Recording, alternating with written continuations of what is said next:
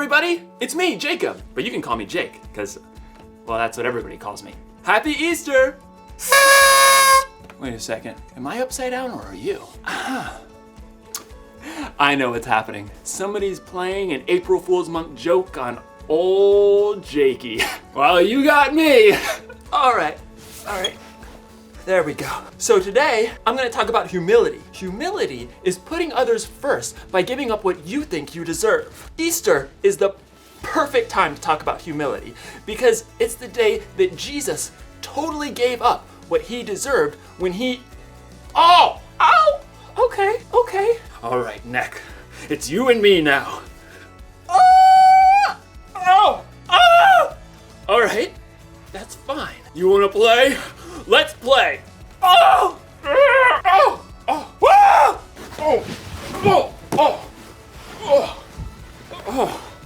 Necks are not supposed to bend that way, but I'm back to normal now. At least my neck is.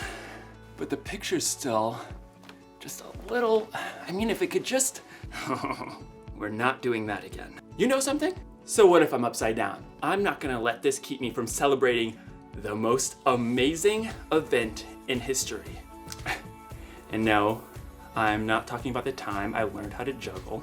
I'm talking about the time when God did something so brain-boggling, it turned the whole world upside down. At least it turned my whole world upside down. My brain is still boggling. I'm boggling all over. You'll hear all about it in today's story, but first I've got to figure out how to get my whole world from upside down to right side up. Hey, okay, some brain ideas. What if you turned your screen upside down? That shouldn't be too hard, right? Or maybe there's a better way. Stay tuned. The Bible. It's 66 books of history, stories, letters, and poetry that fit together to form God's one big story. The epic adventure of how He created us and loves us so much that He made a way to rescue us. As we travel through the Bible, from Genesis to Revelation, we discover people who met God and found their lives changed forever. And now for an amazing story, inspired by the book of John, chapters 18 through 20. For months, the Jewish religious leaders had been making plans to silence Jesus. The things he said and did challenged the way they had always lived. He was upsetting the world as they knew it. It is better if one man dies for the people than if the whole nation is destroyed. Then, one of Jesus' closest friends, Judas, betrayed to the religious leaders where Jesus would be praying after the Passover meal. The leaders sent soldiers to arrest Jesus, and he allowed the mob to take him. Do you think I can't ask my Father for help? He would send an army of angels. But then how would the scriptures come true? They say it must happen in this way. As Jesus was tied up and led away, Jesus' closest friends scattered, though Peter and John followed at a distance. What was it like for them? Try to imagine for a minute that you're Peter. Only hours before, Jesus told you, Before the rooster crows, you will say 3 times that you don't know me. and you, Peter, protested that you would die before deserting. But now Jesus has been arrested, and if you get too close, they might take you too. So you trail along like a stray dog as soldiers haul Jesus inside the home of the high priest. What's happening in there? The servant at the door frowns as she peers at you. You aren't one of Jesus' disciples, are you? I am not. You're ashamed to lie, but what good will you be to Jesus if you get arrested too? You huddle close to the fire in the courtyard as voices float through a high-up window. What's this foolishness you've been teaching? I didn't say anything in secret. Ask the people who heard me. They certainly know what I said. You feel sick. Now they've taken Jesus. You know nothing will stop them. Someone else asks whether you're one of Jesus' followers, and you snap. No, I'm not. Minutes later, another man asks whether he saw you in Gethsemane with Jesus. Your stomach churns. Nope, not me. You realize you have denied Jesus 3 times, just as he said, and all you can do is stagger to your feet and run away, weeping. Now, imagine you're John instead of Peter. Somewhere in the chaos, you've lost Peter. So when soldiers haul Jesus away to the Roman governor, all you can do is follow, alone. From the back of the crowd, you witness the terrible drama as the governor Pilate brings Jesus out. What charges are you bringing against this man? He has committed crimes. Pilate takes Jesus away for questioning. You can only pray that he sees through all the lies and stops this madness. You're horrified when Pilate brought Jesus out again, battered and bruised. I find no basis for a charge against him. No, crucify him! Crucify him! Pilate hands Jesus over to the soldiers who force him to carry the heavy beams of his own rough cross. You know where they are going. Golgotha. It's a hill outside the city. As in a bad dream, you force yourself to follow. Along the dusty road, you find Jesus' mother, Mary, her sister, and Mary Magdalene. None of you can speak. You arrive at Golgotha in time to see soldiers nail Jesus to the wooden bars with heavy spikes and raise the cross up high. You strain your eyes to read the sign placed above Jesus' head. King of the Jews. You nearly choke on dust and grit. You've seen Jesus do amazing, powerful things, and yet he's allowed himself to be taken and battered. You glance over and see Mary sobbing, so you place your hand on her shoulder. When you look back up, you see Jesus watching his mother through the pain in his eyes. Dear woman, here is your son. Jesus looks directly at you, eyes filled with love. Here is your mother. Yes, Lord. You are overwhelmed to know that Jesus trusts you to take care of his own mother. But the terrible truth sinks in. Jesus knows that he will die. He's planning on it, just as he's been saying for weeks. A short time later, you see him lift his gaze to heaven. It is finished. Then he bows his head, and you can see the life leave his body. All the air seems to leave your own lungs too. You thought Jesus was God's chosen one. How can he be dead? Now, as we move ahead, imagine you're Mary Magdalene, one of Jesus' close followers. Unlike so many others, you've dared to stay there, at the cross. And once Jesus is dead, you dare to follow the men who take his body for burial, Joseph of Arimathea and Nicodemus. A garden tomb. The evening has faded, and it's now the Sabbath. You want to honor Jesus by anointing his body with spices, but it will have to wait until the Sabbath is over. So you stay hidden indoors until early Sunday morning, then you make your way through the dark streets.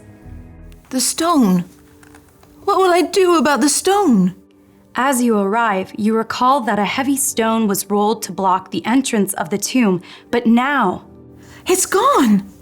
You gasp as you peer inside the tomb. Gray light reveals. It's empty! Heart pounding, you race back through the streets to the home where the disciples are staying. They have taken the Lord out of the tomb. We don't know where they have put him.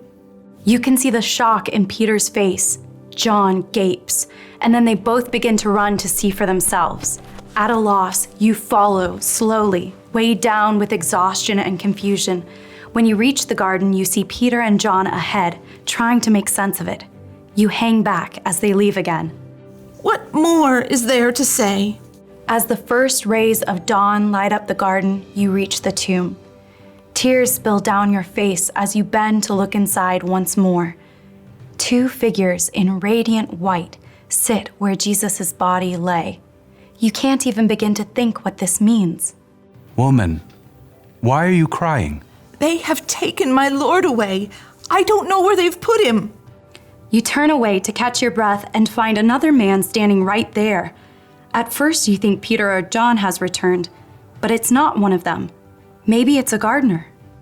Woman, why are you crying? Who are you looking for? Sir, did you carry him away? Tell me where you put him, then I will go and get him. Mary. The moment he speaks your name, you see, you understand.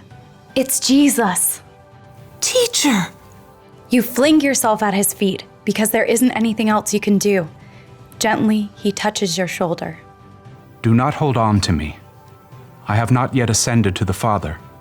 Instead, go to those who believe in me. Tell them, I am ascending to my Father and your Father, to my God and your God. You rise to your feet, still weeping, but your tears are full of joy. You start to run again because you can't wait 1 second more to deliver the news. I have seen the Lord. Jesus chose to face death for those he loved, and now he's defeated it. Jesus is alive. It's the best news ever for everyone across all time.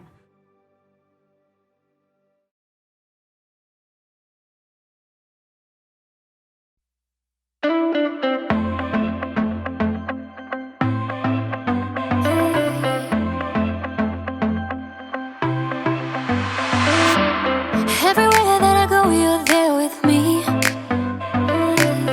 Even in the night when I cannot see, I know you're by my side and I will be just fine. Oh God, you're always good to me. I wanna say thank you, thank you. I will live my life to praise you, and lift you high. Every night and day, I'll follow in your ways. I wanna say thank you, thank you. I wanna say thank you, God. Every breath that I take, you give to me. Every brand new day is a blessing. I know you're by my side and I will be just fine. Oh God, you're always good to me. I wanna say thank you, thank you. I will live my life to praise you, and lift you high. Every night and day, I'll follow in your ways. I wanna say thank you, thank you. I wanna say thank you, God. I wanna say thank you for mercy and kindness, for grace that is endless, love and forgiveness. I wanna say thank you for mercy and kindness, for grace that is endless, love and forgiveness. I wanna say thank you, thank you. I will live my life to praise you, and lift you high. Every night and day, I'll follow in your ways. I wanna say thank you, thank you. I wanna say thank you, God. I wanna say thank you, God. I wanna say thank you, God. I don't know about you, but every time I hear the Easter story, my brain literally explodes. Well, not like literally. I mean like figuratively, literally. Seriously, think about it. When God made the first two people ever, he told them if they ever ate fruit from the bad tree, they would surely die. Well, they did it anyway, and they died. And they stayed dead, because that's how death was supposed to work. So did everyone who came after them. Abraham died. Moses. All these people died and they stayed dead because that's how death was supposed to work. But then came Jesus. When Jesus died, everyone thought he was going to stay dead too. But God can do stuff that nobody else can do. So he rolled away the stone and brought his son back to life. I'm getting lightheaded just thinking about it. Jesus is so strong, not even death can stop him. So it's kind of like everything's upside down in this story too. Jesus dying when he didn't do anything wrong is upside down. Jesus coming back from the dead is upside down. Even I'm upside down. Whoa, all right, okay. I'm gonna get back up now. I'm getting really lightheaded. Oh. Here's the one thing to remember today. Jesus put us first. Jesus died on the cross so me and you can have a relationship with God that lasts forever. And Jesus rose again to show that there's literally nothing he can't do. Literally. So, you should definitely put your faith in Jesus if you haven't already. Ask someone you trust if there's anything you don't understand. That's what I'd do. In fact, does anyone understand how to make a video turn right side up again? I mean, I've tried everything. Wait a second. My phone's upside down. My phone was upside down the whole time. Classic Jakey.